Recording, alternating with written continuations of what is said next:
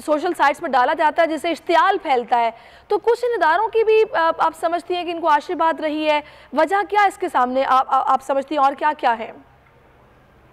देखिए, जो social media के हवाले से बात करी वो इसी बात का शाफसाना है कि इंडिया का इतना क्लाउड और कंट्रोल है कि वो तमाम एवेन्यूज जिसके तहत कोई भी एंटी इंडिया बात हो सकती है वो उसको पर काबिज होने की कोशिश करते हैं, उसको ब्लॉक करने की कोशिश करते हैं, ऐसे अनासर को खामोश करने की कोशिश करते हैं।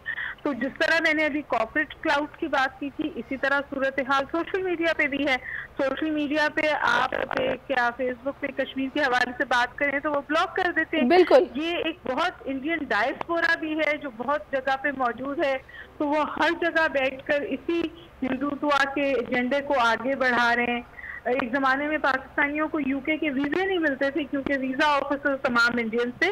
तो ये जो एंटी पाकिस्तान सेंटिमेंट है या एंटी मुस्लिम सेंटिमेंट है, ये तो बहुत अरसे से वहाँ है।